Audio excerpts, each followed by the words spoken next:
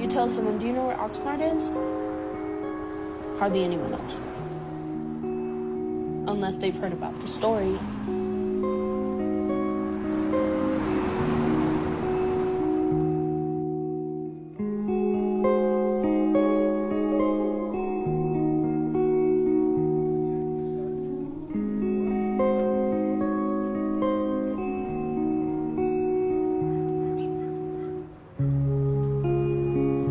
It was a bad thing that happened, horrible thing that happened. We all learned a lot about life through this. And I know people on the outside have learned a lot about themselves through this.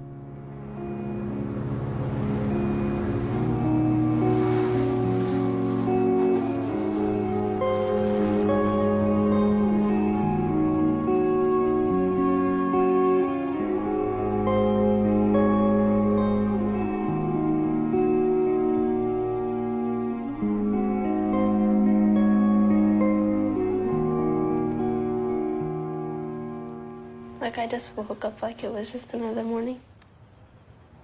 But I was sick, and I didn't want to go to school, but I pushed myself to go to school.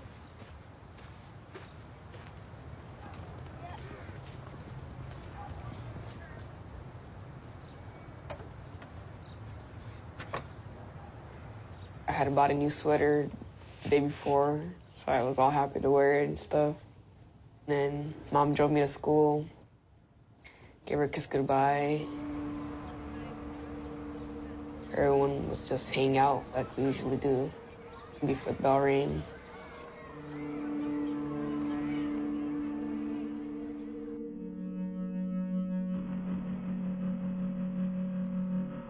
We walked down to the computer lab.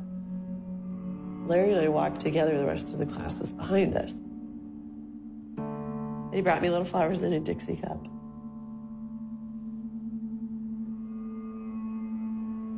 He's just a sweetheart of a kid. He's a little smaller. You know, those kind of kids, you tend to, okay, you just want to protect them. We went to typewrite essays for the Holocaust, Anne Frank and stuff like that. It's so freaking ironic. It's a unit on tolerance. Everybody sat down and started typing. Just walking around, up and down, and checking on people's things. And then all of a sudden I heard this pop. Like a loud bang, like a balloon popped. I just knew somebody had exploded one of those computers. And I turned around and Brandon was standing. I said, "What the hell are you doing?" I don't know how long it took for me to realize that was a gun. I stood up from my chair and I was able to see over the computer. I just saw his eyes. I looked at him, he looked at me, and then all of a sudden there was another pop. He just gave him another one back to head and he dropped.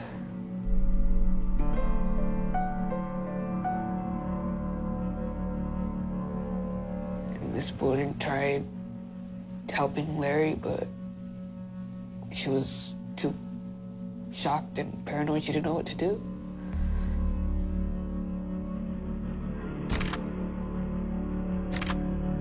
Brandon put the gun down and he ran out. 911 emergency this time. You're at Yale Green School? Yes. Shots were fired by room 42 on campus. Do you know where the person with the gun is? No. Who's the victim? Is there a victim? I'm on the phone with dispatch. Larry. We need an ambulance. The ambulance is on the way. They should be there staging anytime now, okay?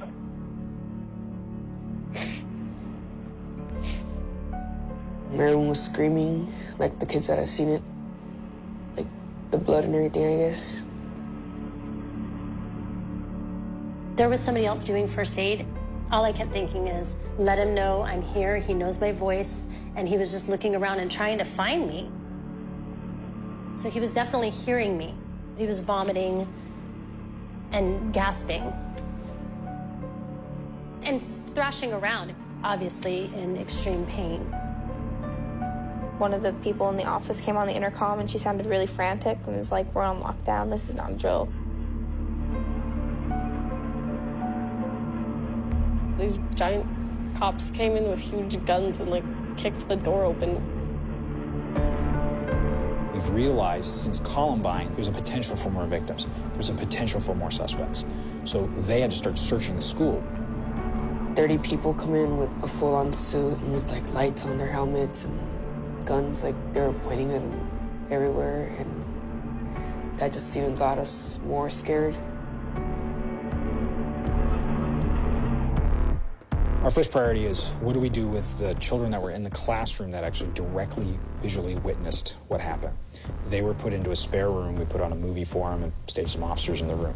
Oh, let's stick these 5 of us in a room. Let's put on Jaws.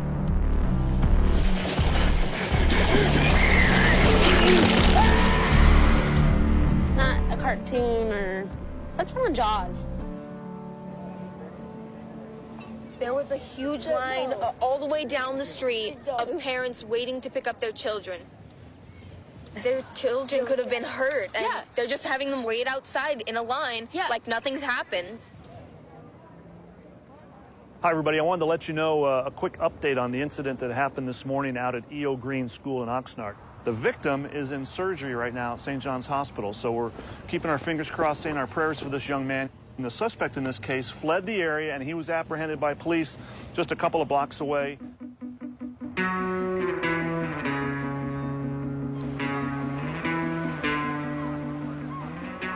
My friend Matt pulled up and came walking in, and I was like, "Hey, how's it going?" And he's like, "There was a shooting at E.O. Green." And I was like, "I know, I heard it on the radio." I was like, "Crazy, huh?"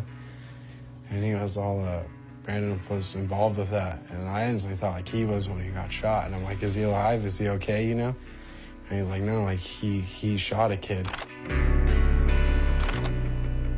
I just fell to my knees and started crying. I started screaming, "No." And that's all I really remember, just screaming, "No."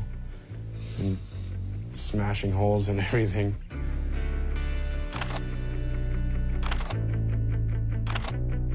And then some detectives showed up and tried to talk to me, and I like, you know, he's not the victim here. You know, I don't understand why you're so upset. What's your full name, son? Brandon. Is that B-R-A-N-D-O-N? Yes, sir. Your middle name? David McInerney. Me and my brother looked up to my little brother because he was the good one. He never did no drugs, never got drunk. We were all doing that when we were his age. He was all about keeping his life straight. And then all this happened. Just turned 15, huh? 14, sir. Or 14, yeah, 14. People did look at Brandon as older than he really was. Deep down, he's still a kid, you know? He still bought action figure toys, and he played with Pokemon cards. What do you want to do with your life? Sir. You don't know? I heard that he got caught like a couple of streets over, but I was still scared. When I found out someone got shot, I knew automatically that it was Larry. Yeah, same here.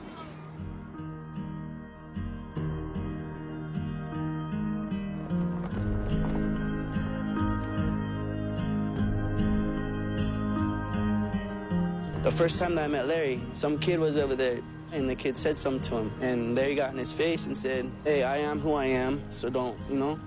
And I ran over there, and I got in that kid's face, said, "You know what, just leave this kid alone, you know?" That's when we became friends, you know? We're like brothers, so we look after each other.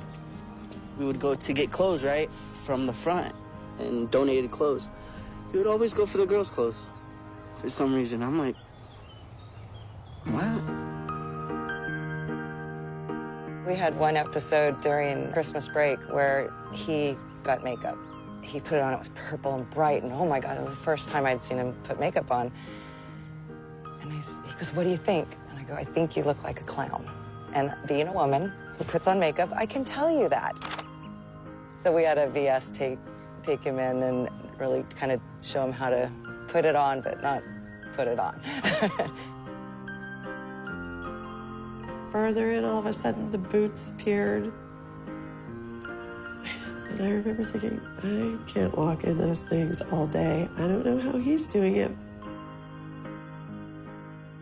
He's a tough kid, pretty strong-willed. I remember telling him one time, Larry, you really shouldn't be wearing heeled shoes to school because it's, it's dangerous when you're doing PE. And so he put on tennis shoes and went out the door with me. Little did I know, he had tucked his heels into a backpack.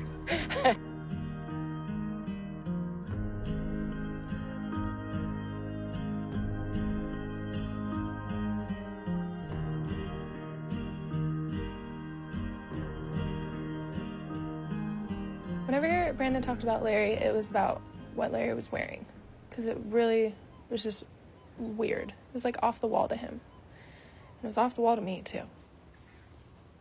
I think Larry was kind of shoving it in everyone's face. For you to come to school dressed like that, you're making a big statement.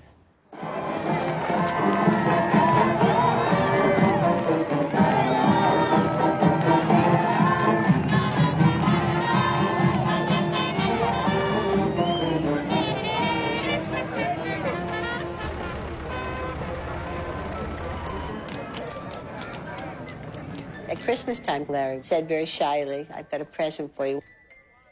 And it was a little blanket and a mouse that he had crocheted for my cat. And I said, oh, Larry, that's so sweet. And I opened it in front of him and gave him a hug. My cat didn't show any interest in either item. It's admirable that he was crocheting scarves for the soldiers in the Middle East. But nobody in the 7th grade crochets. Everybody was making fun of him. They were using him as like sexual jokes, like, oh, hey, dude, you're so gay, you're gonna date Larry when you grow up. I thought I could be God, preserve our tainted love. The Valentine's Day game is where everyone says the first person that comes to their mind, who they think is cute, and they have to go up to that person and ask them to be their Valentine. And Larry thought Brandon was cute. He had to go up to Brandon, and it just so happened that Brandon's friends were around him. So he got real embarrassed when Larry asked him to be his Valentine.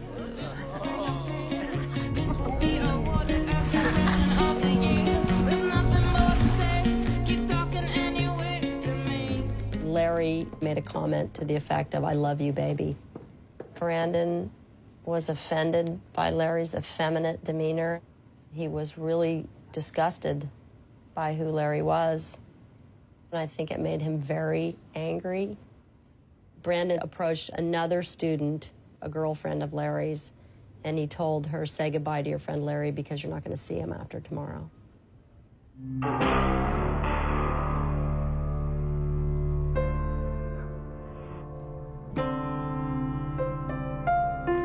Oxnard police detectives obtained a search warrant for the residence, which belonged to Brandon's grandfather.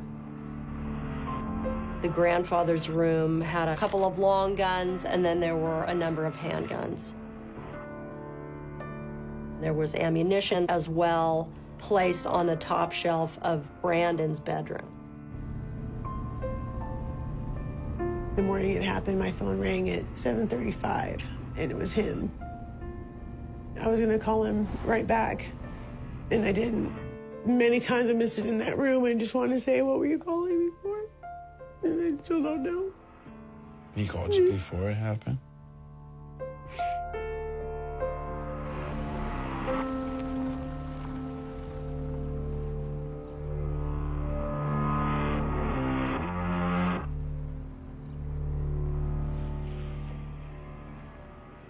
And you're going home.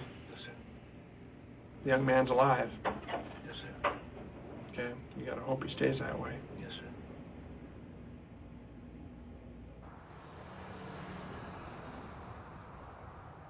The victim in this case, his condition seems to be improving a little bit at the hospital. Hopefully he continues to be on the mend, so that's great news. It was a whole bunch of, oh, well, he's stable. Oh, he's in critical condition, but he's stable. He's dead. That's what we heard. And then like 5 minutes later, oh, he's okay. That wasn't a very happy Valentine's Day for anyone.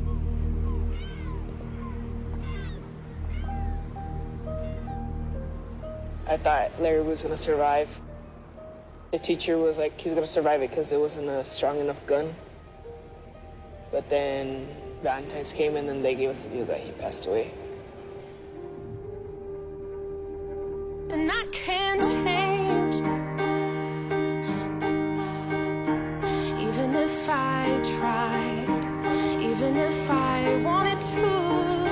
And I can't change, even if I tried, even if I wanted to. My love, my love, my love, she keeps me warm. She keeps me warm. She keeps me warm. I don't think people realize how brave Larry was, like, being out to that many people. Like, this has been, like, extremely difficult. 1, 2, 3.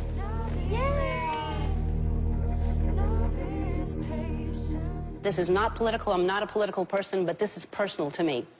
A boy has been killed, and a number of lives have been ruined. And somewhere along the line, the killer, Brandon, got the message that it's so threatening and so awful and so horrific that Larry would want to be his Valentine, that killing Larry seemed to be the right thing to do. And when the message out there is so horrible that to be gay, you can get killed for it, we need to change the message. Larry was not a second-class citizen. I am not a second-class citizen. It is okay if you're gay.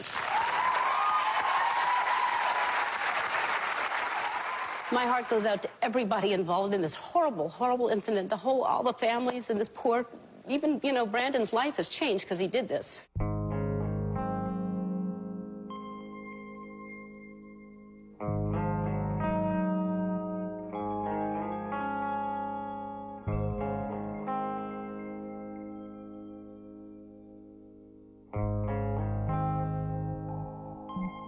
I just knew right off the bat that they were going to try him as an adult. In my head, as soon as I heard it, I was like, yeah, like he's going to jail for the rest of his life. And then I kept saying, like, he'll never be able to love a girl, you know, or he'll never be able to, you know, get drunk and do something stupid, you know, like he never even got in trouble before. There's so many things he never got to do, you know, like he never got to drive a car or, you know, ditch school. It just constantly kept running through my head as all the things that he'll never be able to do.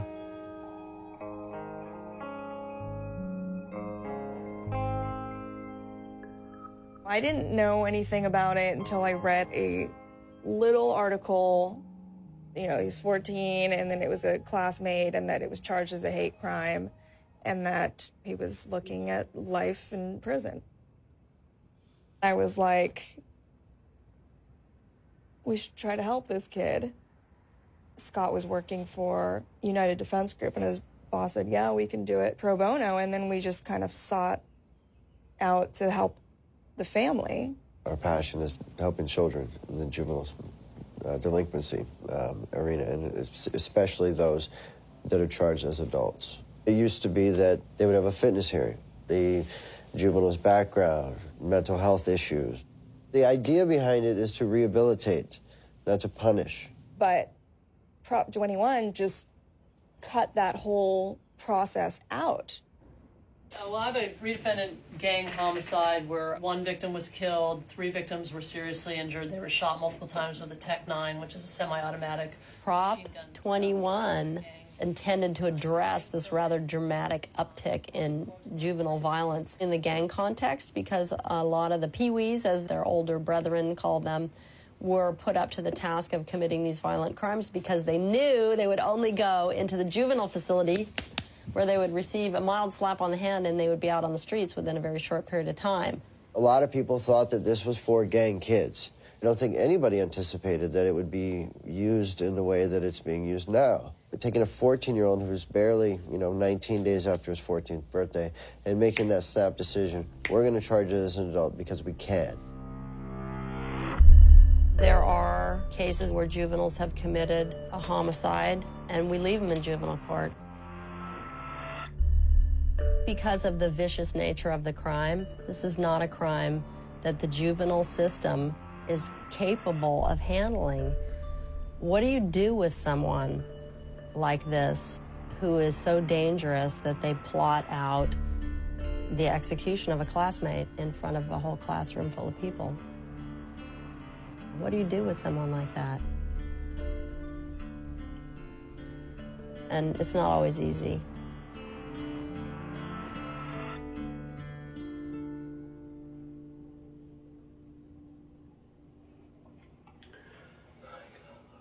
Yeah, this is so bad for those parents. Why would this happen? Why? What is wrong with Brendan? Why would he do this? Why would he do this? I don't understand this.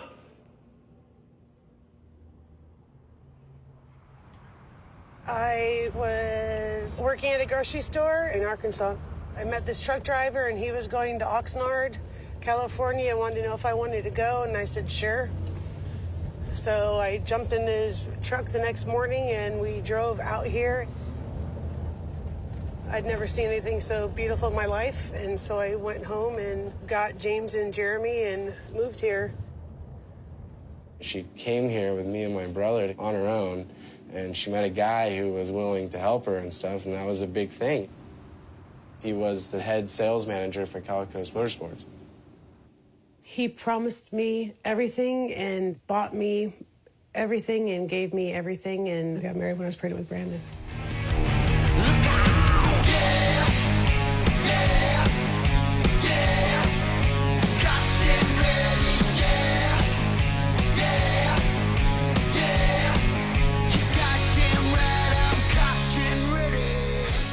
Billy was a fun guy.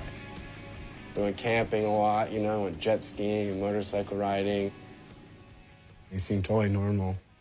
And then once they got, like, serious, you know, moved in together, that's when it, like, just changed overnight. We were at one of my friend's engagement parties, and no one really liked him, and so I guess he thought it was a good idea that he take a gun with him to the party. Someone's like, you know, your dude has a gun. You guys need to get out of here. We finally got home, and we started fighting. We heard him arguing, and me and Jeremy got up, and we, like, went by the door, and, like, I was, like, peeking out, and I could see her, like, walking up the stairs, and he yelled, like, turn around and get back down here, and she was like, no, whatever, and he's like, I'll shoot. And next thing you know, he did. I walked out there, and she was laying on the stairs, and she, like, yelled at me to go back in the room. I could hear Billy, like, on the phone with 911 lying about it. Like, it went off, I didn't mean to, it just went off. They, like, tried to, like, put things over our heads so I couldn't see, but I still saw there was just, like, blood everywhere. All over the wall, all over the stairs. Like, when you have wet shoes on, you hear, like, squish. Like, that's what it sounded like when you were walking down the stairs. And I found out the bullet went through my arm, through a wall, through a water heater, and landed right next to Jeremy on a pillow. And it was a .45 automatic with a hollow point bullet.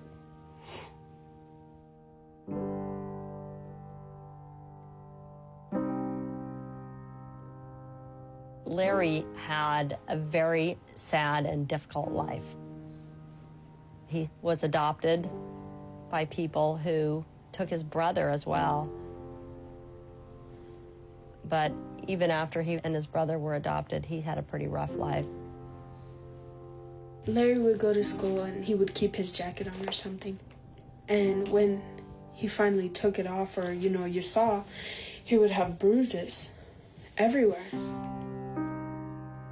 The county had been working to get him out. There was like 22 complaints about abuse, and all of them went unfounded.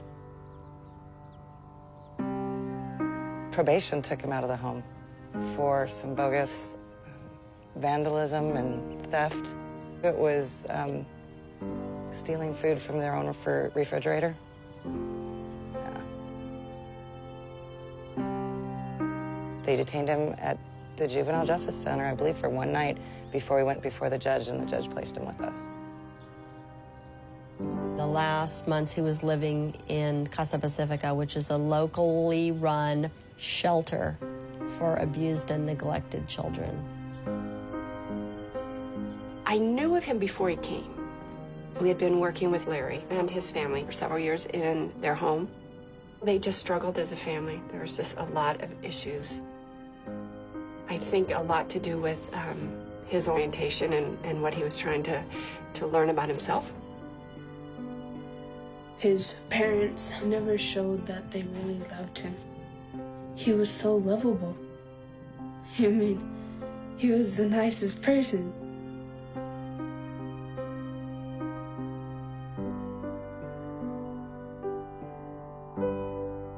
Any like bruises or anything I ever saw, I always thought was from martial arts. Because he always was like really tough. So I just thought anything was from that. Like I never really thought. I was really innocent in that. It was on 4th of July the first time we drank like a beer, I think. One beer when you're that little, you definitely feel it. One time he drank, he was like dating Sam, and Billy caught him and punched him in the face right in front of everybody. I found the next day that he had a broken nose. Like, it's just out of control. And he's like 12 years old. He's getting hit in the face by a grown man.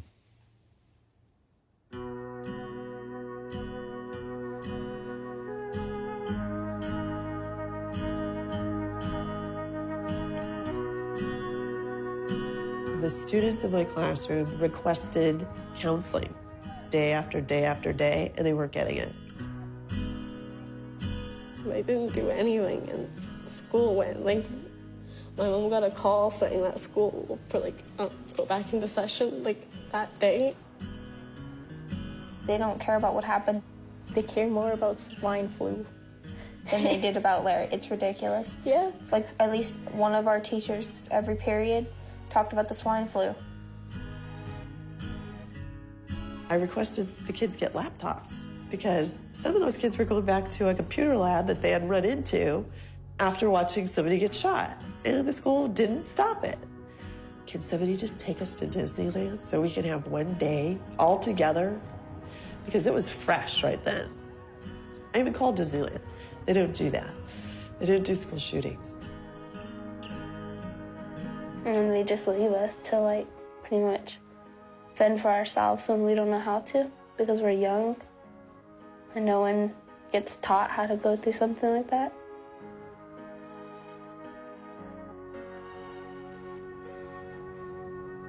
Every single adult just fucked up everything at every step of the way and continues to. And that's, I think, what's so frustrating for me. No one noticed for years and years, and now we just want to say, sorry, adult. The judge in the trial of an Oxnard teenager accused of murdering a gay classmate is scheduled to hear a new motion today for a change of venue that is likely to cause another major delay. The purpose of the change of venue motion, obviously, is to protect the defendant from press coverage which has turned the public against him. Where are we going to go? Because the saturation is not just local, it's nationwide.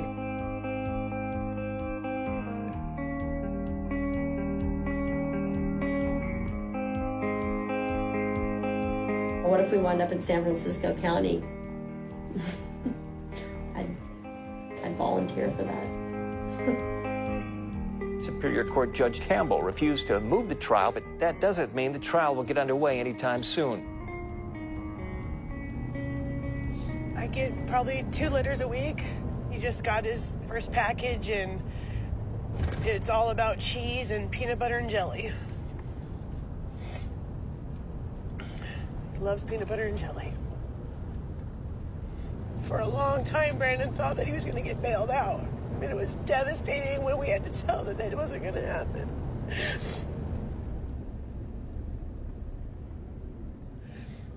I think that really devastated Billy, too, that he knew that he wasn't going to be able to bail Brandon out of jail. And, that promising him stuff that he just couldn't, it was just unrealistic.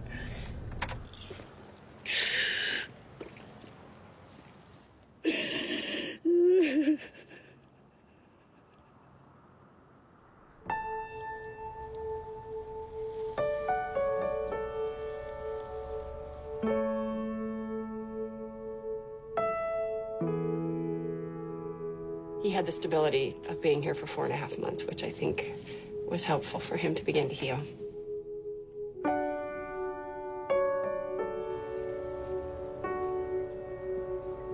I was in the system from when I was 5 to when I was 18. I moved group home to group home, but I always ended up here. At Casa Pacifica, it's home, man. It's home. Larry showed his true self here. He felt comfortable around where he was, so he started coming out. This is Larry's. There's this staff member that could sing, you know. She was unbelievably good. So he's like, oh, all right. And then he's singing. Oh, my gosh. That kid had a voice. It's amazing. Larry was an active kid, always with people, laughing, smiling.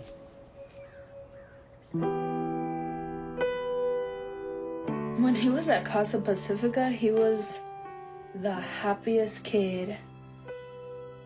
I mean, it was like a total change. I mean, it was amazing.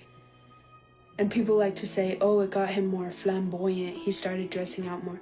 No, he started dressing out more because he felt better about himself.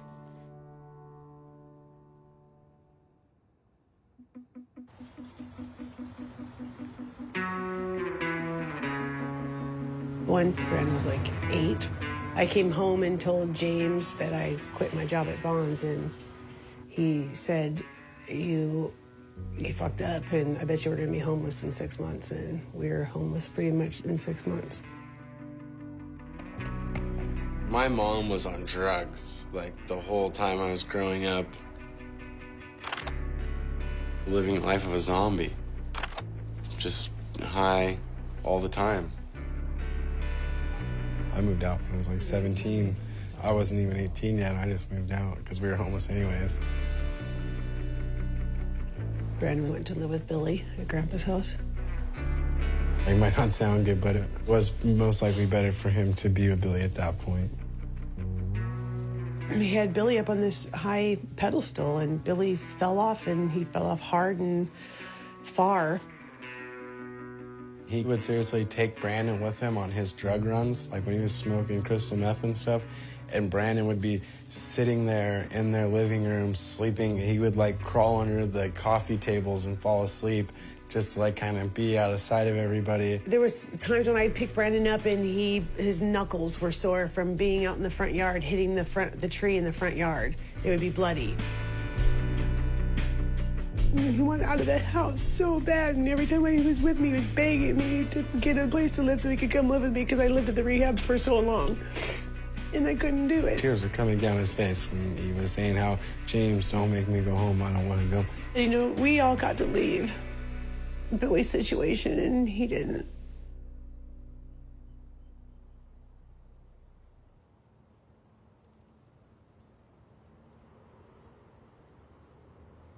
A real family is what he got at Casa Pacifica. And he felt stronger. He wanted to change, be a new person. And that's who his alter ego was.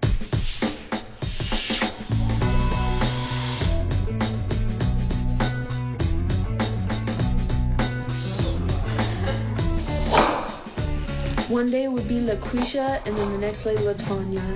But it always started with La. Everyone knew that Larry was part black. So it was like a generic kind of black name. You don't mess with LaToya or LaTanya. You know, you don't mess with her. At first, people didn't talk to him at all. They thought he was crazy. I think that's kind of the thing he wanted. If they didn't talk to him, they weren't bothering him. It was just kind of relief. And so that's kind of who that person was to him. It's kind of who he wished he was. I don't think that Larry is gay. He's transgendered. It's a big difference. I think that he was born in the wrong age. Hopefully, within the next 100 years, it will be perfectly acceptable without the totally disgusting circumstances that I've had to grow up with. I was out in the open 8th grade. I actually regret this decision very much. Practically the whole school is Latino, so they're like, oh, gay. There's a lot of misconceptions. And my parents would send me to like therapy with like some medical doctor for like a year and a half, like trying to fix it, see what's wrong with me and all this. But like the doctor ended up saying like how I'm perfectly fine and my parents are just like old-fashioned and they're not open-minded. The occasional assault, pinche maricón, which is the equivalent of like fucking fag. That's what I hear. Yeah. Because or just faggot. They'll say it's joto, Don't be gay. Oh, and then when people say, "Oh, that's gay," that gets me so mad. It's just basically ignorance. That is the plague of our school. When Brandon told me like Larry came to school in high heels, I was like, why? I had a Black Flag. It's this punk rock band. It was a white shirt, but with the Black Flag symbol underneath, and you could see it through my uniform. And instead of just telling me to take it off, take off your undershirt, they suspended me for it. I got in trouble for everything. No collared. I would try to go to shirts. I'd try to wear a regular white shirt and not have a collar and try to get away with But it. if it's a uniform dress code school, how come that one kid got an exception from everybody else?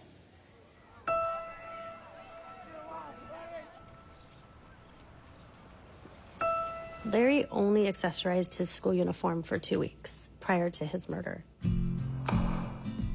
The first day that I saw him accessorized, I called the district office, and the district office asked me, did it say in our policy that girls could not wear makeup? And I said no. Then you cannot tell him that he cannot wear makeup. There was a law that had just passed in California, SB 777, regarding not discriminating on gender identity or sexual orientation in the educational environment. I told Larry, if you want to come to school and accessorize your clothing, then you may.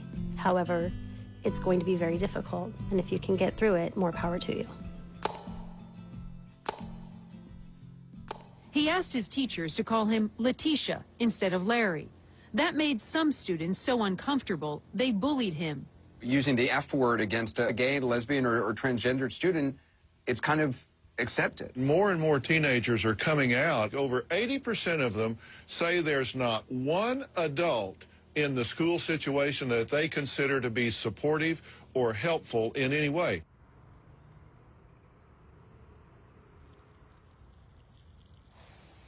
I had Larry as a student the previous year as a 7th grader, and I knew his inclination. He had discussed it with me. When he asked me what to do about this situation, my response to him was nothing. What to do about this situation is nothing, and to keep it private and to dwell upon it. Larry shouldn't have expressed himself so blatantly, openly transsexual. He progressed day by day in his outward appearance as a girl. I was talking to my daughter, and she had her old homecoming dress. And everybody knows you don't reuse your dresses. So I said, can I give it to Larry? And he loved it. He just loved it. He ran into the bathroom and he tried it on. And he's always bullshit. It's a little big, but it fits great. My daughter's exceptionally small and petite. She's like a 00, so that'll tell you how small Larry was.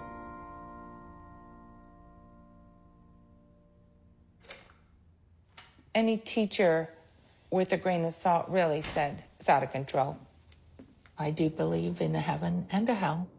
And I do believe Larry honestly did not even have a clue the consequences of his actions. I relate to Brandon because I could see my own self being in that very same position. I don't know if I would have taken a gun, but a good swift kick in the butt might work really well. I know you're visiting. You are nosy part. Larry had a special need. This individualized educational program, which is IEP, where there are behaviors that you're trying to extinguish in the classroom.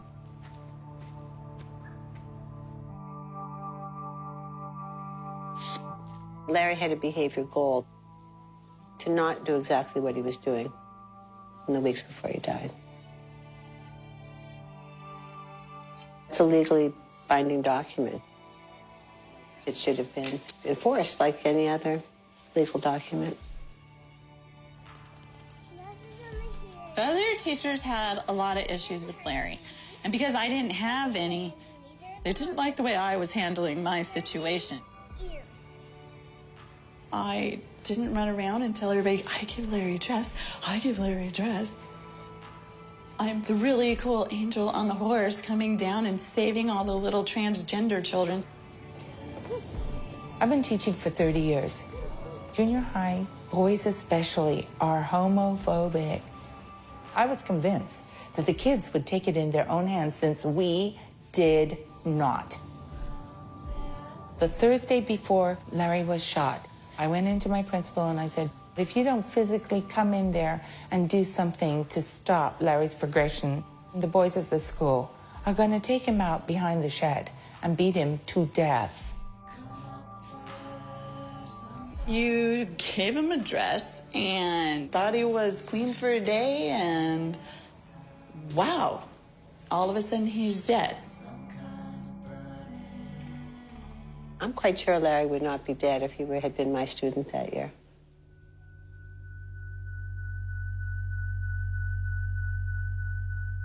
After Larry's death, a gay pride rainbow group of about 1,500 people are marching down C Street right in front of our school. Now, who orchestrated that gay pride? In 14 years of teaching there, never seen that. Never seen it in the city of Oxnard, and right in front of our school? What is that? Who orchestrated that? I have huge questions, huge questions.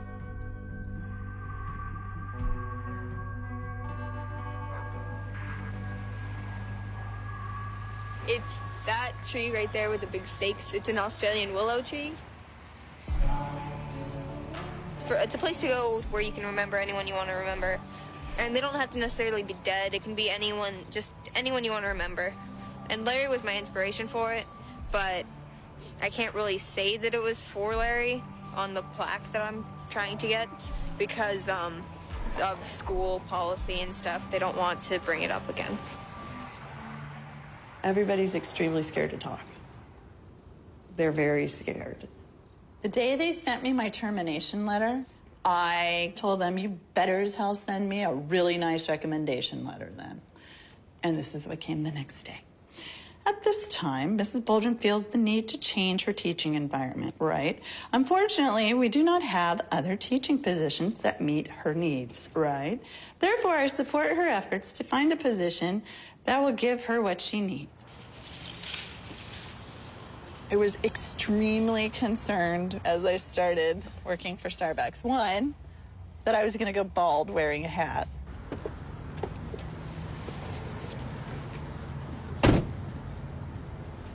I feel really bad. Come brew coffee at Starbucks with me inside Bonds and go from your $55 an hour job to $9. See what it's like.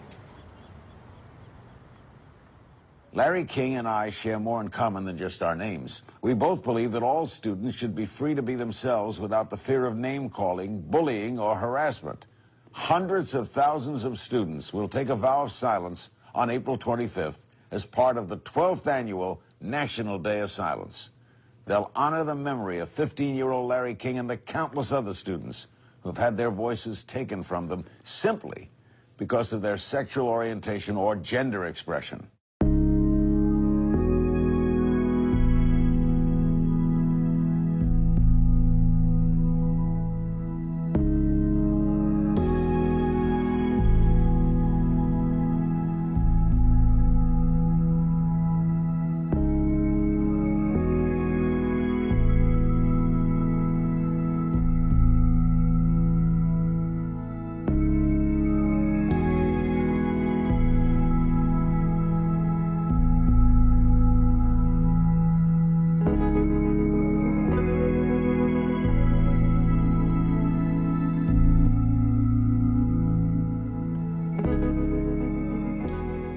wasn't afraid to be who he was. Everyone was making fun of him. I didn't know what my friends would say if they saw me around him, so I just kept my distance.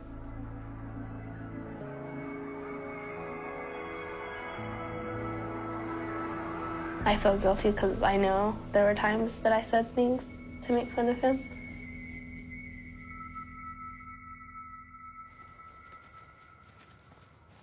I feel extremely guilty.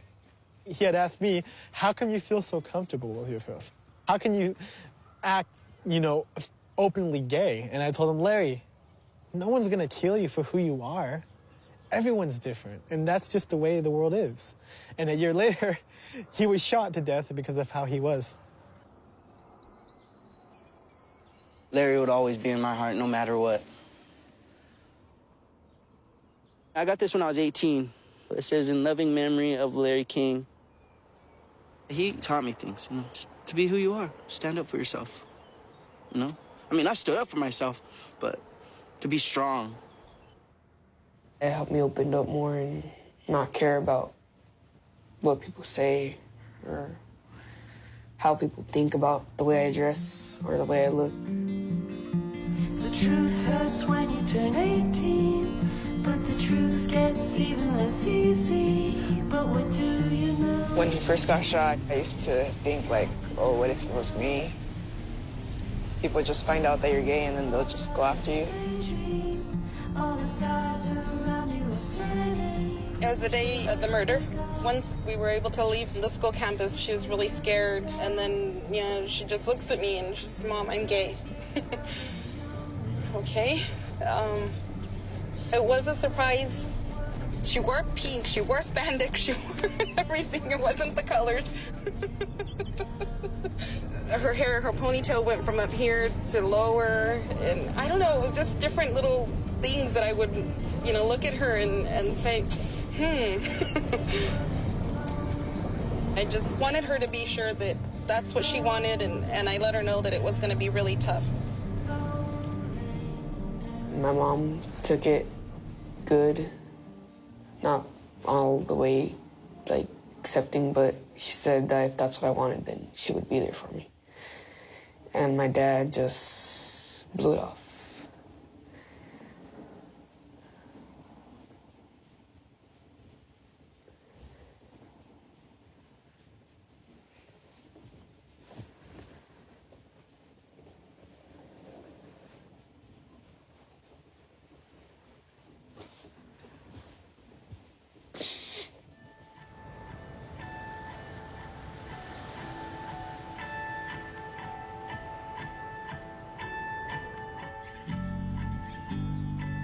The father of Brandon McInerney, the Oxnard boy accused of killing a classmate, was found dead this morning, just hours before his son was to appear in court. The medical examiner says the 45-year-old died from a blunt force head injury related to alcohol. A toxicology report is pending. The day he died, I've put the biggest smile on my face. I didn't give shit, you know? Like, I cried when I had to be the one to tell Brandon, you know? I honestly felt that way. And even when James told Brandon, the first thing Brandon said was, I knew it was going to happen, I just didn't know when.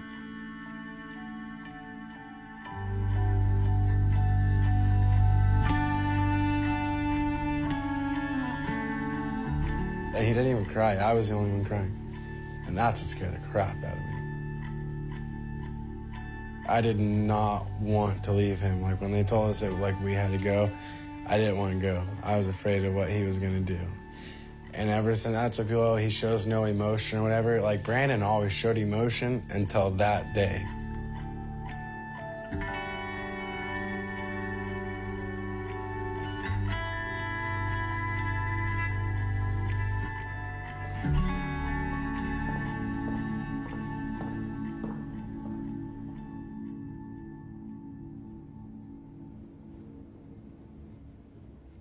There it goes.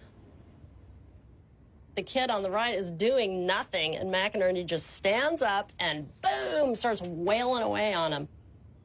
He's not used to following the rules, and I believe that he's a bully, and he's kind of a thug. I mean, clearly, there might have been words spoken between them, but you can see from the film it's completely unprovoked. The kid walks out, McInerney, who's kind of doing his laundry or something, he sees him, and he just runs over there, and the same thing. He starts beating the guy up. There we go.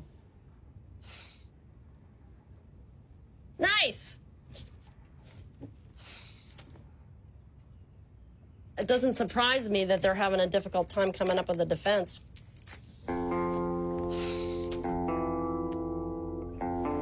Here's one of my subpoenas. I have like a case full of these, but yeah, it's just, and I get these all the time. And when they call, I ignore them simply because nothing's going on. It's like every time they show up for court, there's a reason why it isn't going. One thing built upon the previous thing to drag out the case, which is it's a not uncommon defense tactic, try and wear everybody down and hope that they get a lesser plea or witnesses go away. That's kind of defense lawyer 101. They wanted him to accept a life sentence.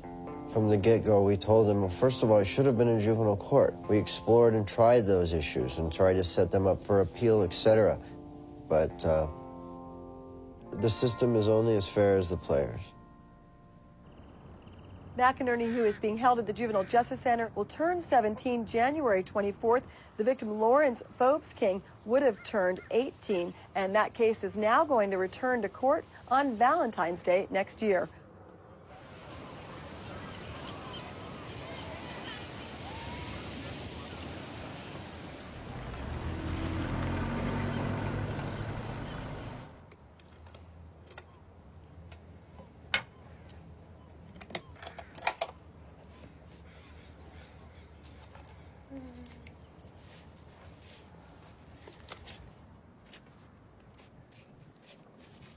This was the first one where he put Samantha McInerney, and I was like, oh my gosh.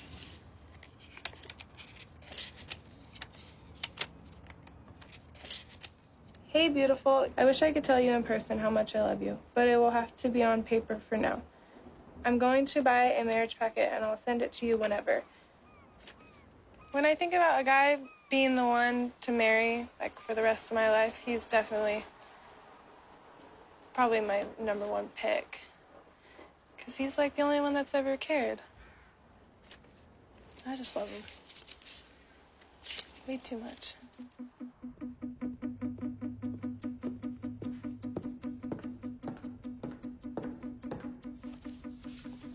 When I first looked at these drawings, the first page, when we start seeing lightning bolts, is it doodling? Is it... Okay. When I started getting a little farther into the notebook where I was noticing drawings that stood out to me to be unusual. It's not just the book in his backpack. It's going through these books. The 12th SS, A History of the Hitler Youth Panzer Division, Volume 1 and 2. You go to any backpack in the city of Oxnard of any kid in the school district, they're probably not going to have Volume 1 and Volume 2 of this. This isn't just doing history. This is not Anne Frank. The doodling that I saw in my kids' notebooks were really very interesting, but the swastika they would copy, and those who are artistically inclined, the whole Adolf Hitler with the mustache and the hand and the Heil, and you know, walking into class after being taught some of these things the very next day, it'd be perfectly normal. Heil, for kids to come in and say Heil. This particular image was the most disturbing for me. Seeing the hand crushing the Star of David and the blood coming from it, its cracks. It's hard because I know Holocaust survivors. This is a very, very strong message. It's very, very powerful. To me, this is somebody who would want to see this happen again.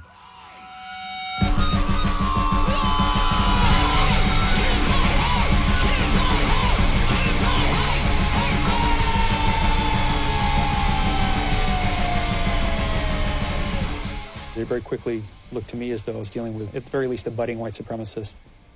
who very well may have acted against his effeminate and far physically smaller victim, either because of his sexuality or because of his race, knowing that Larry King was biracial. This is where Brandon and his friends used to hang out. Brandon had like a thing for calling people nigger. He called me a couple of times and I kind of lost it. And I held off and I socked him in the head in the middle of class. And I didn't get in trouble, in fact, because I told my teacher what had happened and she wasn't going to put me in trouble for that. And so I was really mad at him. And after that, he never really ever called me nigger or anything.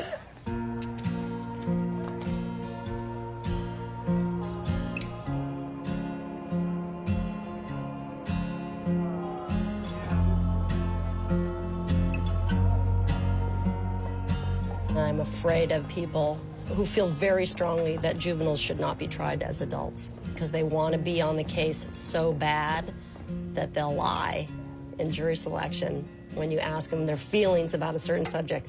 And I'm really afraid of the stealth homosexual haters in this case. I believe they're going to present some kind of a gay panic defense, that somehow Larry King, based on what he did or said, provoked Brandon into doing what he did. This trial finally starts after several years. Today, defense attorneys told the jury that while McInerney indeed killed King, it was not a premeditated act of murder. Brandon may have been bullied too, by Larry, in fact. Larry had reportedly told people the two were dating but had broken up. And just a couple of days before the shooting, classmates say Larry had asked Brandon to be his Valentine. And Brandon's friends joked the two would make gay babies together. What Larry was doing to Brandon was an extreme form of bullying. It was an extreme form of sexual harassment. When playing basketball at lunch, Larry had wobbled onto the court, interrupted the game in front of all Brandon's basketball buddies and asked him if he would be his Valentine. To have any guy ask you that in front of all your peers, but to have a guy who's wearing high heels and makeup, that would be like the ultimate humiliation. It was very disturbing to all the boys, and so they, kind of talked about it in a guy way, macho way. It's bad enough to have this kid who wears girls' clothes, breaking all the rules, but then, guys don't hit on guys. If you want to really insult a guy, you call him gay. Brandon was thinking that he needed to get rid of Larry. He needed to save everyone from this, this scourge that had come up on the school.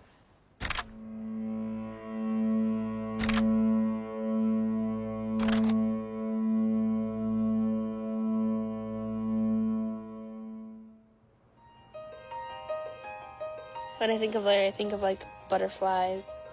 There's a picture of him holding like I think it was a caterpillar, of him just like smiling.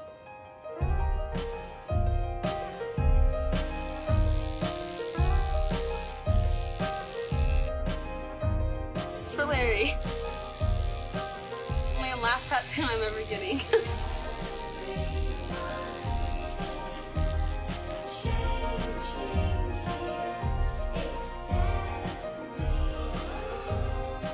It says hope.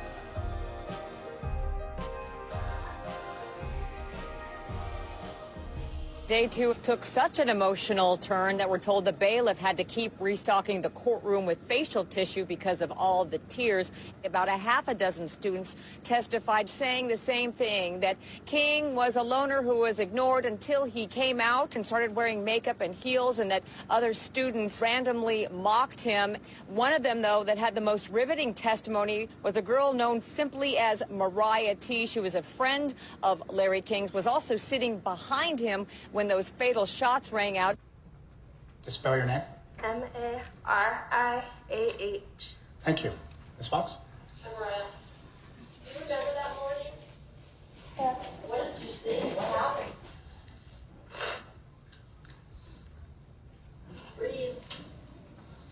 You okay? You want to take a break, Mariah? Why don't we take a break? Walked into the courtroom And I remember seeing her look over at the defendant, and she gets up on the witness stand. I asked her 1 or 2 questions, and she just lost her mind. She turned away from the defendant, and she just kind of collapsed and started sobbing. Everyone asked me how I would react if I ever saw Brandon. And I always would say that, like, I would attack him. But at the same time, like, and I know what it's like to be alone. And unfortunately, that's what he turned to, because that's what he was taught.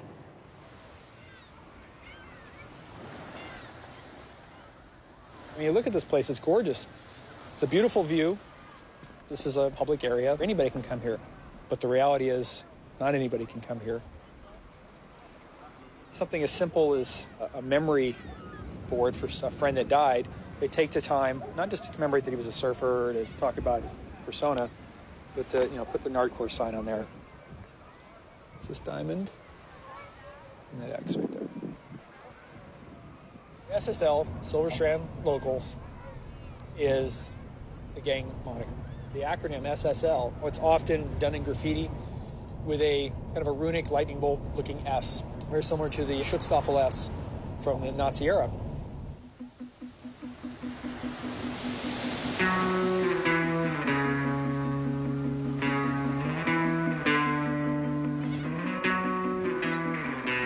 You think of beach, you think like white surfers or something.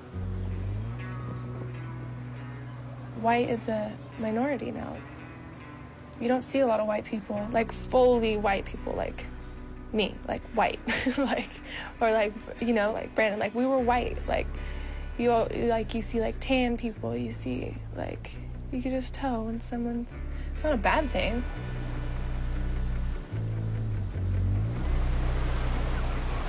Brandon had at least one mentor that we know of who is a dyed-in-the-wool neo-Nazi racist skinhead.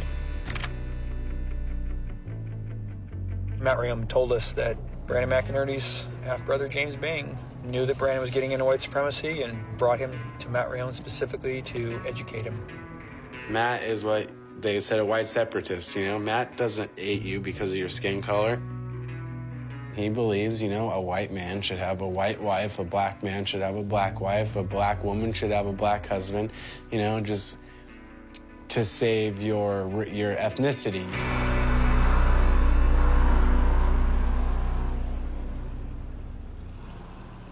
It could have been me the whole time instead of Larry. I don't really feel like being surrounded by people. Sometimes I just feel like a ghost.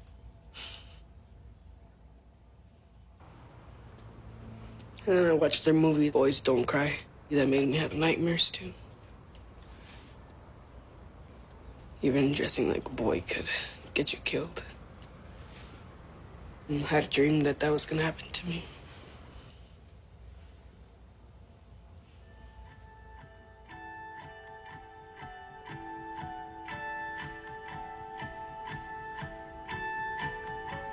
I just kept having the flashbacks.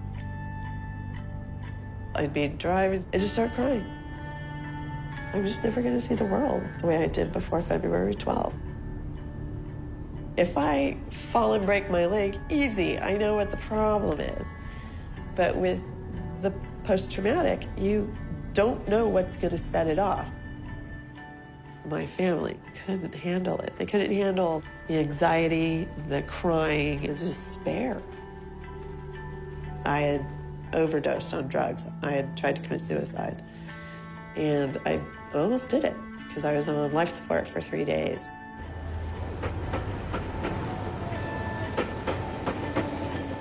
I'm really excited to see Mariah and Marina. I really am. I've missed them.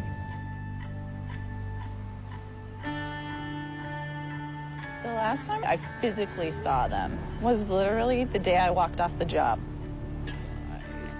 I'm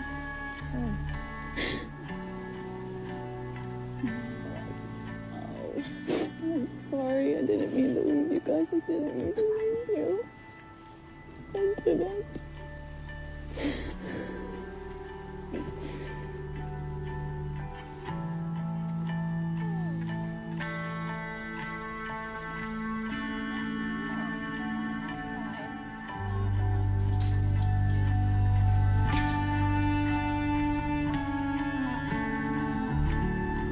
What I learned is that truly nobody's ever prepared for any of this, and everybody just thinks, oh, the cops and the school, they always got it handled. They don't have shit. I think the day of the shooting was the first day I dressed like a guy. Really? Yeah. I turned around, I saw you, and I was like, oh, hey. And then I couldn't recognize her. But I love it. Like it. I liked it a lot. It was Really good.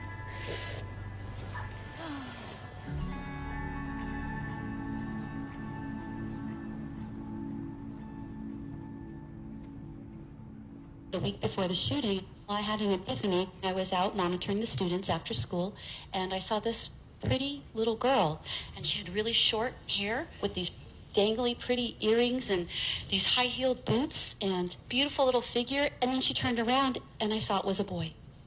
It clicked. This is Larry, and this is what all the rumblings are about, and now I understand.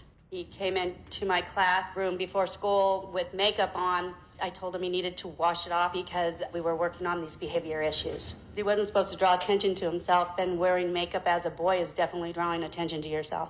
I saw Brandon sitting on the bench, very angry and upset. Brandon's friends that were laughing at Brandon.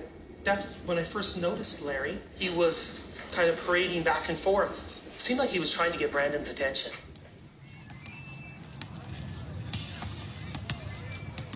Nobody else at E.O. Green hated Larry to the point that they wanted to hurt him.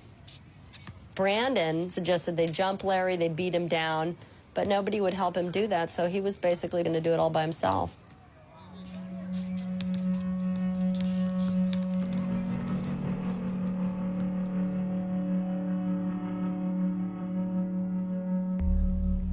Brandon's dad was going to take him to school and walked outside, and Brandon actually forgot the gun and had to go back in and get it. Now, there's an opportunity where fate has actually made you forget the one key element you need to commit a murder is the weapon. And instead of maybe taking a clue or, you know, getting scared that you get caught, he just, nope, oops, I forgot the gun. I got to go back in and get it. Even though Brandon was consumed by these feelings, there was a chance to stop and think. Larry was called out of the class. And during Larry's absence, Brandon began to have second thoughts. You know, he had his hand in his sweatshirt pocket where the gun was. He was at that point thinking, maybe I won't do this.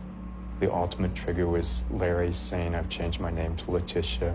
When he heard that, it just obliterated any reserve or restraint that he had. That took it to another level. This guy who is doing these things to me is now going to be calling himself by a girl's name. The admissions that Brandon made to Dr. Hoagland were so damning and corroborated the entire prosecution theory. I thought it was over.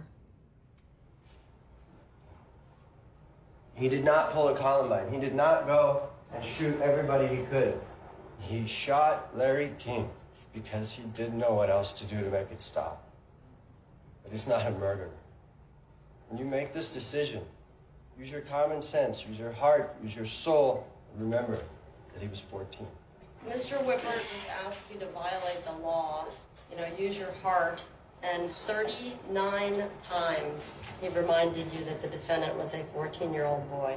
We talked about the fact that it's going to be difficult and that your emotions come in, but you have to check them at the door. The law requires you to do that. There is absolutely no way that the facts of this case could ever be voluntary manslaughter because no reasonable average person would ever do what the defendant did. And it's sad, it is, it's tragic, it's awful. It's also a done deal.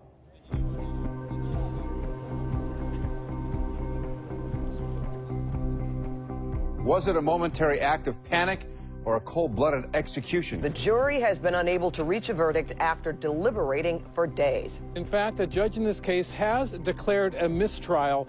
Just a short time ago, the jury saying they could not come to an agreement, with 7 jurors believing that he was guilty of voluntary manslaughter, 5 saying they believed he was guilty of murder. He's looking at life in prison, and that's not an option. We want a date certain that he can look at a calendar and say, on this date, I'm gonna get out. He doesn't want to go through this process again, and none of us want to go through this process again. But if we have to, then we have to. We'll have some talks with the district attorney's office and see if there's any kind of resolution that all parties can live with. None of the jurors believe that this was a hate crime. On to another day. On to another day.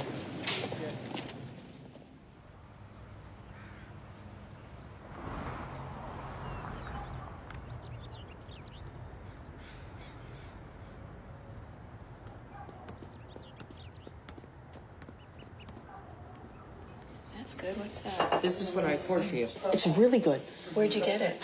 Trader Joe's. Trader Joe's. $3.99. You know, everybody's telling me about that. I'm telling you, it's so good. And they have Cab, they have Merlot, and they have Malbec. We bonded because it was so frustrating to hear things in court, and there were times we were all crying in court, and we couldn't talk about it. Brandon's an intelligent kid. Everybody said it. You know, I feel he's an intelligent, but I feel he's such a kid. He's I immature. feel, you know, when I looked at him and he was sitting at that table, my heart broke for him as a mom and a grandmother. Not one of us thought he was a white didn't buy it. supremacist. Never. Now, his assignment on Adolf Hitler. Could it have sparked his interest and thought, oh, wow, I want to know a little more about this? He's 14, of course it did. Kid. It did. And they love to draw at that Yes, age. they doodle in the And he's crosses combining and the- symbolism. Yes, and- I doodle now, especially when I'm not happy about what I'm hearing and my hands go faster and faster. Where are the civil rights of the one being taunted by another person who's cross-dressing? They have to address that. Sure. It's very important. Clearly that wasn't addressed. No, it wasn't, and Yes. he had no one he could turn to because the school was so pro Larry King civil rights. But where was Brandon's civil rights? It was the high heels. I think it was the makeup, the behavior. Because Marina? Yes. She had a girlfriend. They were told not to hold hands in school, so they stopped. She got it. Exactly. Larry She didn't get it. And had he followed her example, we wouldn't be here today. Yeah. Here's an extra. Don't these look delicious? Yes. Thank you.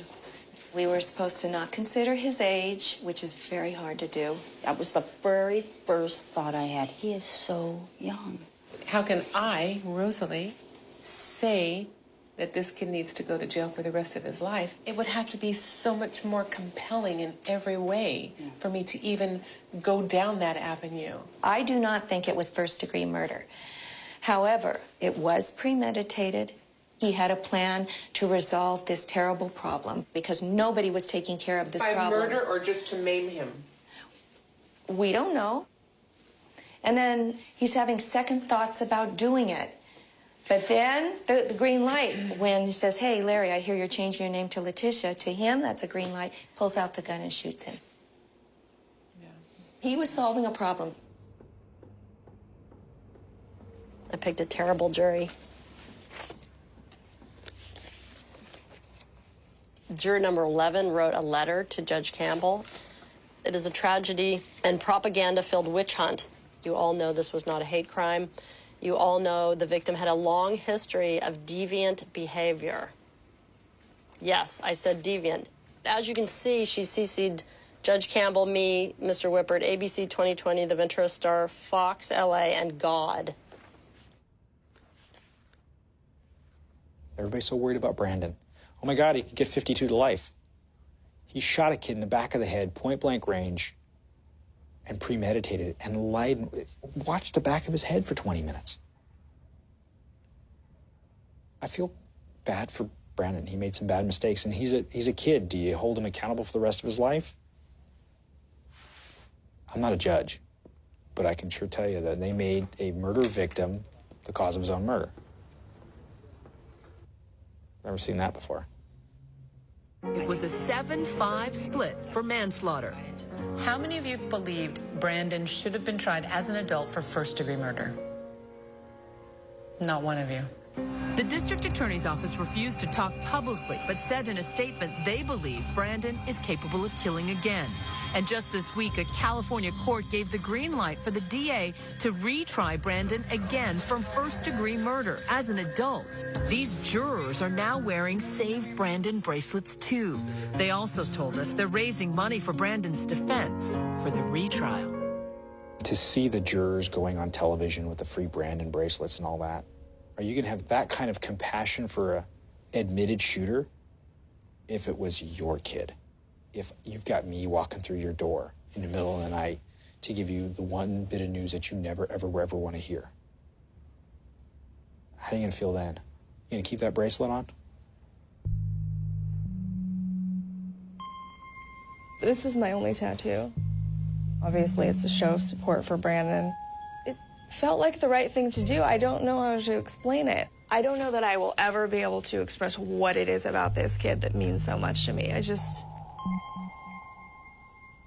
I love him. He's like one of my favorite people on the planet. His spirit and his energy and his... I don't know what it is. And I don't suppose I need to know what it is, but I love him. I think he's fantastic. Every time I look at it, I'm happy.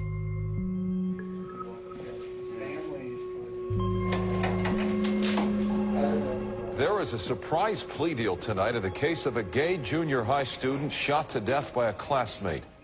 How do you plead to that count? He pleaded guilty to second-degree murder, voluntary manslaughter, and use of a firearm in the death of his classmate, Larry King. Well, he's going to spend the next 21 years of his life in prison. No possibility of parole. The Ventura County DA's office and attorneys for Brandon McInerney reached that deal in a Ventura County courtroom today. Brandon McInerney's mother left weeping, also not talking to reporters. Some of the jurors in the first trial were here to support McInerney. And I was really kind of shocked, like, 21 years? Really? No chance of parole? Really? Seems an awful long time for a kid who had no prior record, who didn't do any torture, kidnapping, or any of the other things that I would consider to be appropriate for a 21-year sentence with no possibility of parole. There's more to the story than just what you see. Hanging back so I can get down there, but I don't think I have anything at this point. I'm sorry. It just sucks. Larry doesn't get to come back in 21 years.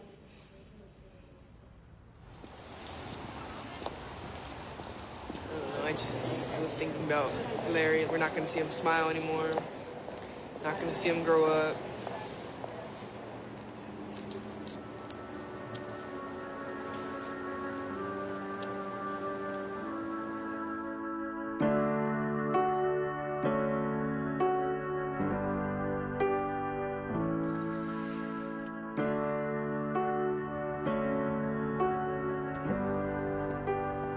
We ended up getting a resolution, which was the best that we could have gotten. It was still way too high. It's still way too high. Everything we did in this was a fight. But at the end of the day, what really matters is Brandon is going to get out. He has a date on his calendar that he can look forward to.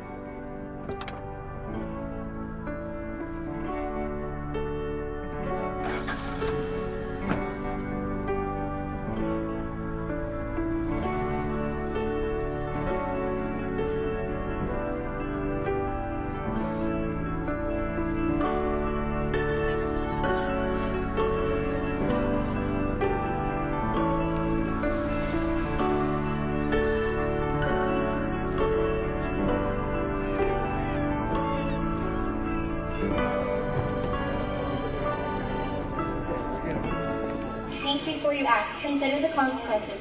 Be accountable for your choices. Treat others with respect. Follow the golden rule. Be tolerant of differences. Deal peacefully with anger, insults, and disagreement. Think of the heart. Be kind. Be compassionate and show you care.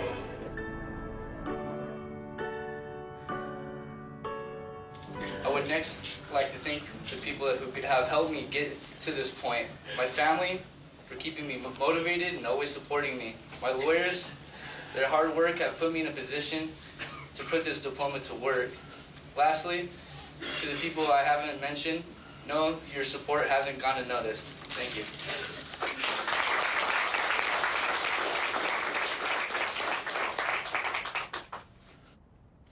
She sent a letter. First thing I got it in the mail. I did not open it. I was too scared. That's cool you found out about my graduation. I would have been an idiot not to try and get my diploma. I can't tell you enough how sorry I am for all the pain and guilt I've caused you. But I need you to know none of this is your fault at all. It is no one's fault but my own. Please know that. And I'm definitely not angry with you. And I never was. I've moved on from what happened, and I hope I can help you do the same. Love, Brandon. Graduates traditionally move their tassels from the right side to the left side of their graduation hats to indicate they have completed this phase of studies and now are ready to move on to the next. Move that tassel.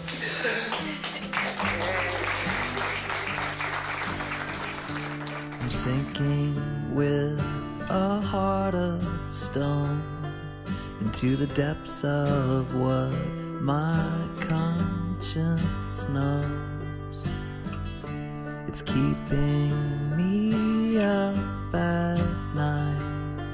Now I'm losing time to make things right. Do you get along with yourself? Does it come between you and your health? When you ask me if Larry died in vain, the answer to that, with or without any trial, is yes. He simply shouldn't have died. The trial of Brandon McInerney is neither here nor there when it comes to Larry's death. It highlights how intolerant we are. That intolerance is to such a degree that people bring it with them wherever they go, even in the jury box. And until we become a little more forgiving, a little more open-minded, I think, as a society, then tragic events like this will continue to be in vain.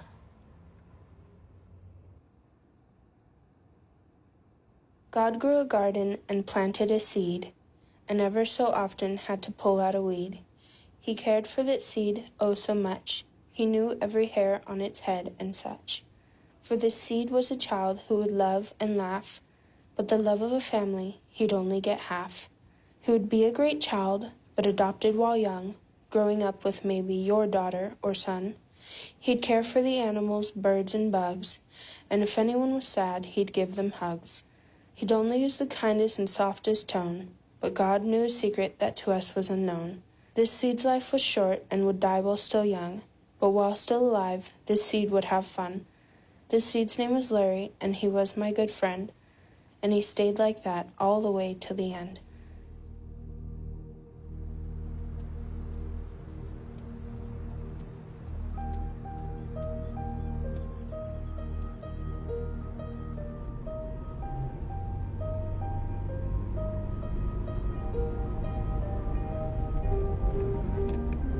This is it.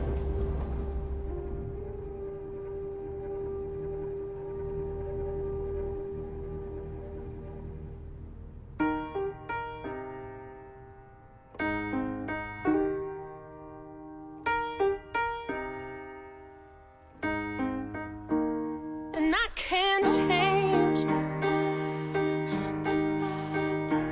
even if I tried, even if I wanted to. And I can't change, even if I tried, even if I wanted to. My love, my love, my love, she keeps me warm. She keeps me warm. She keeps me warm. She keeps me warm. If I was gay, I would think hip-hop hates me. Have you read the YouTube comments lately? Man, that's gay. Gets dropped on the daily. We become so numb to what we're saying. A culture founded from oppression. Yeah, we don't have acceptance for 'em. Call each other faggots behind the keys of a message board. A word rooted in hate, yet our genre still ignores it. Gay is synonymous with the lesser. It's the same hate that's caused wars from religion. Gender to skin color, the complexion of your pigment. The same fight that led people to walkouts and sit-ins. It's human rights for everybody. There is no difference. Live on and be yourself. When I was at church, they taught me something else. If you preach hate at the service, those words aren't anointed. That holy water that you soak in has been poisoned. When everyone else is more comfortable remaining voiceless rather than fighting for humans that have had their rights stolen. I might not be the same, but that's not important. No freedom till we're equal. Damn right I support it.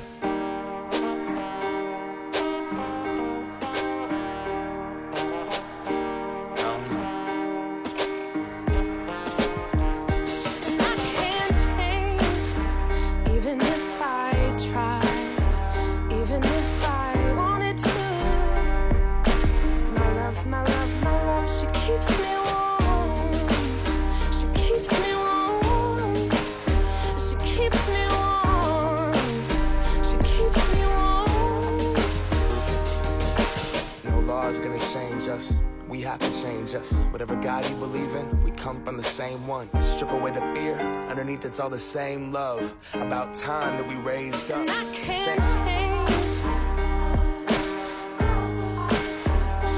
if I tried, even if I wanted to, and I can't change. Even if I tried, even if I wanted to. My love, my love, my love, she keeps me warm. She keeps me warm. She keeps me warm. She keeps me warm.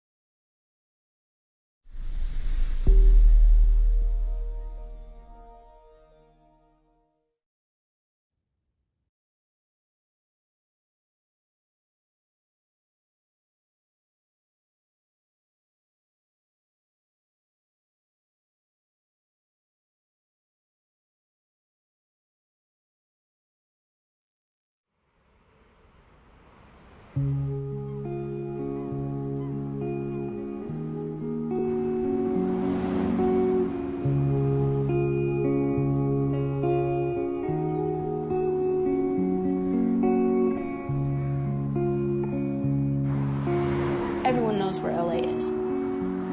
You tell someone, do you know where Oxnard is? Hardly anyone knows. Unless they've heard about the story.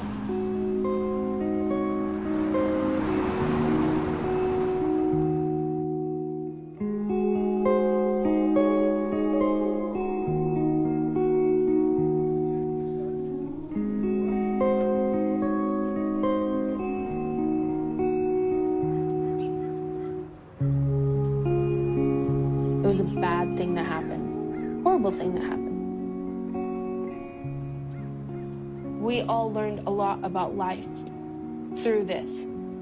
And I know people on the outside have learned a lot about themselves through this.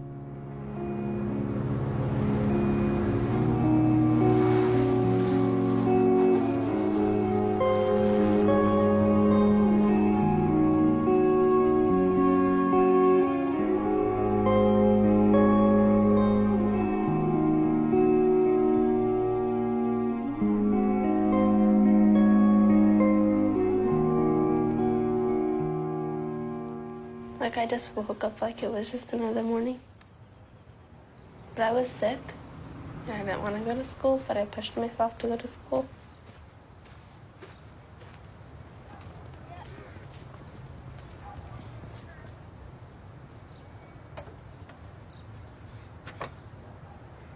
I had bought a new sweater the day before, so I was all happy to wear it and stuff. Then Mom drove me to school, gave her a kiss goodbye. Everyone was just hanging out like we usually do before the bell rang.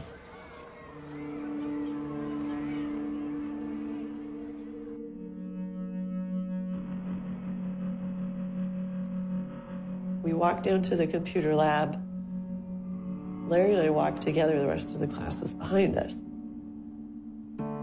He brought me little flowers in a Dixie cup.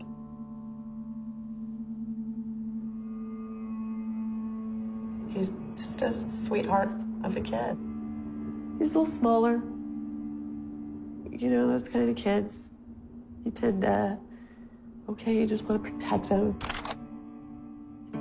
We went to typewrite essays for the Holocaust, Anne Frank and stuff like that. It's so freaking ironic. It's a unit on tolerance. Everybody sat down and started typing. There's walking around, up and down, and checking on people's things. And then all of a sudden I heard this pop. Like a loud bang, like a balloon popped. I just knew somebody had exploded one of those computers. And I turned around and Brandon was standing. I said, "What the hell are you doing?" You don't know how long it took for me to realize that was a gun. I stood up from my chair and I was able to see over the computer. I just saw his eyes. I looked at him, he looked at me, and then all of a sudden there was another pop. He just gave him another one back to the head, and he dropped.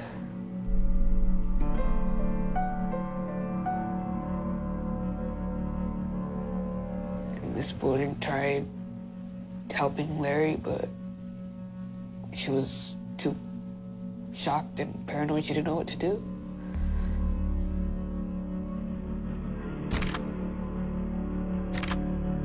Brandon put the gun down, and he ran out. 911 emergency, this is 5. You're at EO Green School? Yes. Shots were fired by room 42 on campus. Do you know where the person with the gun is? No. Who's the victim? Is there a victim? I'm on the phone with dispatch. Larry. We need an ambulance. The ambulance is on the way. They should be there staging anytime now, okay?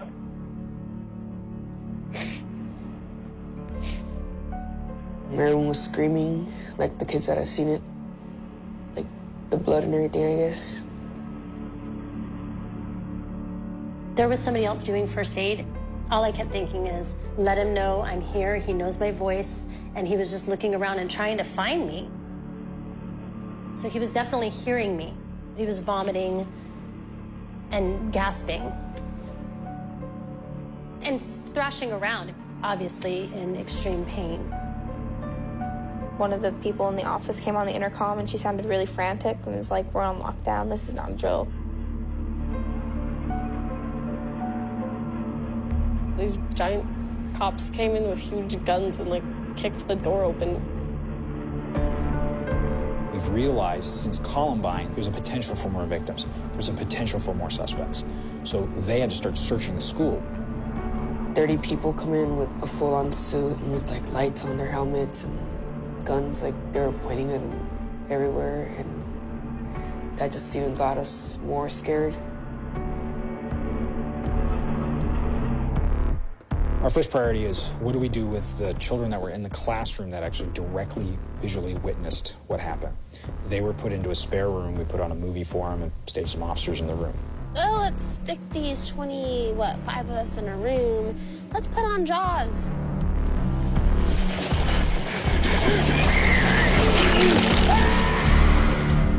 Not a cartoon or... Let's put on Jaws. There was a huge line all the way down the street of parents waiting to pick up their children. Their children could have been hurt, and they're just having them wait outside in a line like nothing's happened. Hi, everybody. I wanted to let you know a quick update on the incident that happened this morning out at EO Green School in Oxnard. The victim is in surgery right now at St. John's Hospital, so we're keeping our fingers crossed, saying our prayers for this young man. And the suspect in this case fled the area, and he was apprehended by police just a couple of blocks away.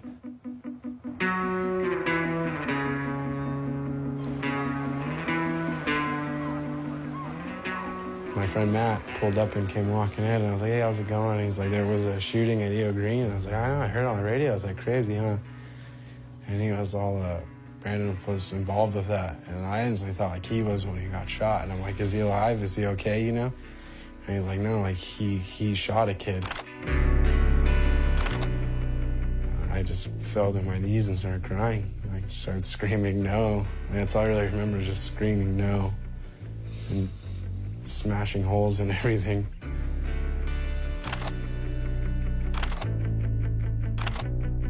And then some detectives showed up and tried to talk to me, and I like, you know, he's not the victim here. You know, I don't understand why you're so upset. What's your full name, son? Brandon. Is that B-R-A-N-D-O-N? Yes, sir. Your middle name? David McInerney. Me and my brother looked up to my little brother because he was the good one. He never did no drugs, never got drunk. We were all doing that when we were his age. He was all about keeping his life straight. And then all this happened.